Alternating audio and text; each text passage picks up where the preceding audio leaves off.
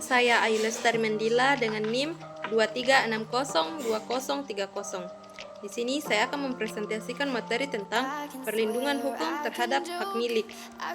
Mengapa hak milik itu penting? Hak milik merupakan hak fundamental yang diakui oleh Undang-Undang Dasar 1945. Tanpa perlindungan hukum yang kuat, kepemilikan aset menjadi rentan terhadap sengketa, perampasan, dan ketidakpastian hukum.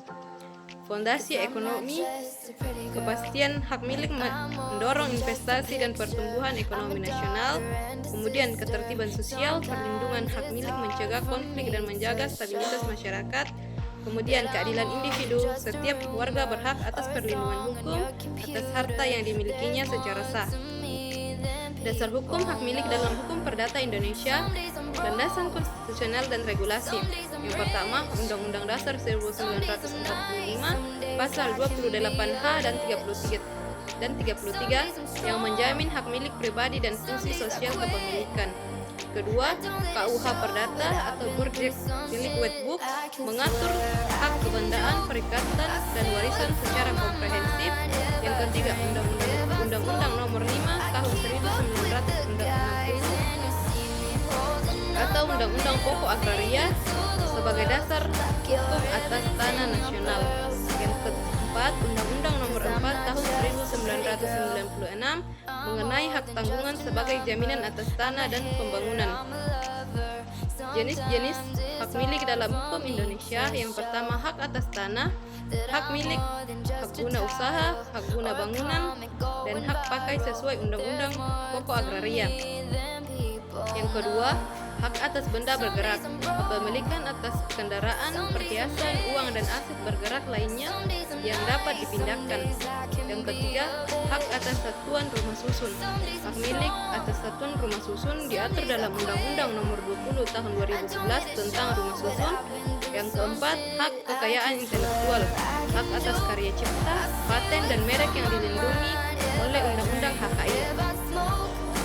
Mekanisme perlindungan hukum preventif, pencegahan sengketa lebih efektif daripada penyelesaian setelah konflik terjadi. Langkah-langkah preventif menjadi kunci keamanan bagi pemilik. Pendaftaran hak di BPN, pembuatan akta notaris, asuransi properti, dan diligensi hukum merupakan pilar utama perlindungan preventif. Mekanisme perlindungan hukum represif. Yang pertama, gugatan perdata. Pemilik mengajukan gugatan ke pengadilan negeri berdasarkan pasal 1365 KUH Perdata atau perbuatan melawan hukum. Yang kedua, tuntutan ganti rugi, mengklaim kompensasi atas kerugian material dan imaterial akibat pelanggaran hak milik. Yang ketiga, eksekusi putusan. Proses pelaksanaan putusan pengadilan melalui jurusita untuk memulihkan hak pemiliknya. Yang keempat, alternatif penyelesaian. Mediasi, arbitrase, dan negosiasi sebagai jalur non-litigasi yang lebih cepat dan efisien. Studi kasus sengketa hak milik dan penyelesaian. Kasus nyata sengketa batas tanah antara dua keluarga di Jawa Barat yang berlangsung selama 8 tahun. Proses penyelesaiannya, yang pertama, pengukuran ulang oleh BPN seperti verifikasi sertifikat dan pengukuran ulang batas tanah. Yang kedua, mediasi di pengadilan negeri. Kedua pihak mencapai kesepakatan melalui mediator yang bersertifikat. Yang ketiga, akta perdamaian notaris. Kesepakatan diformalkan dalam akta perdamaian yang mengikat secara hukum. Kemudian, peran lembaga peradilan dalam penegakan hak milik. Yang pertama, pengadilan negeri, tingkat pertama untuk penyelesaian sengketa hak milik perdata di wilayah hukumnya. Yang kedua, pengadilan tinggi, mengadili banding atas putusan pengadilan negeri yang tidak diterima salah satu pihak. Yang ketiga, Mahkamah Agung, memeriksa kasasi dan peninjauan kembali sebagai pengadilan tertinggi di Indonesia. Yang keempat, BPN atau Badan Pertanahan Nasional berperan dalam pendaftaran, pengukuran, dan penerbitan sertifikat hak atas tanah, tantangan dan isu kontemporer. Yang pertama, dualisme sertifikat tanah. Kedua, lemahnya pendaftaran tanah di daerah terpencil. Ketiga, maraknya penipuan. Empat, iklim agraria antara masyarakat adat dan perusahaan. Yang kelima, lambatnya proses peradilan.